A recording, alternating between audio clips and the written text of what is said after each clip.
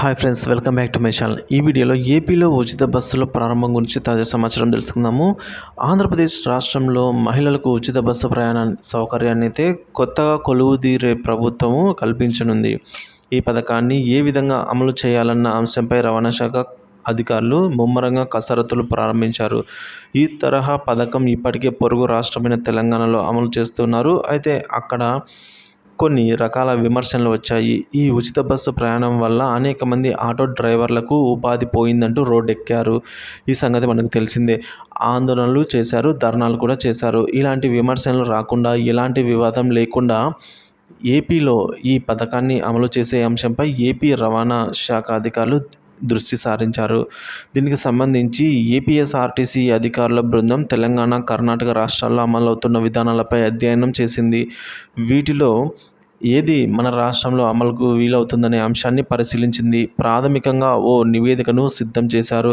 దీని ప్రకారం మహిళలకు ఉచిత బస్సు ప్రయాణం పథకానికి అయితే తెలంగాణ ప్రభుత్వం అనుసరిస్తున్న విధానమే మన రాష్ట్రానికి సరిపోతుందని అధికారులు భావిస్తున్నట్లు తెలుస్తోంది. అక్కడి మాదిరిగానే మన రాష్ట్రంలో కూడా పల్లె వెలుగు, అల్ట్రా పల్లె వెలుగు ఎక్స్ప్రెస్ సర్వీసులు ఉన్నాయి. అంటే విజయవాడ, విశాఖపట్నం నగరాల్లో సిటీ, ఆర్డినరీ, మెట్రో ఎక్స్ప్రెస్లు ఉన్నాయి.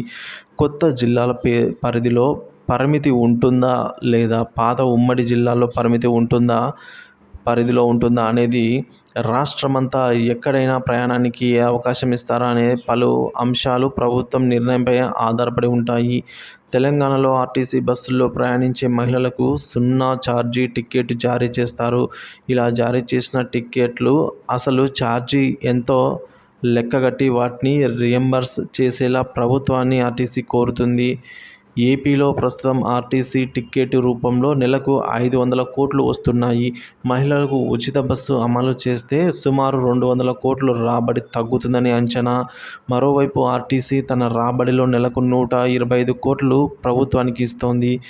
పథకం అమలు చేస్తే ప్రభుత్వానికి చెల్లిస్తున్న 125 కోట్లు నిలిపివేయడంతో పాటు మిగిలిన 45 కోట్లను ప్రభుత్వమే తిరిగి చెల్లించాల్సి వస్తుంది. అయితే ప్రభుత్వం ఏర్పాటు అయిన తర్వాత దీనిపై ఓ స్పష్టమైన క్లారిటీ రానుంది.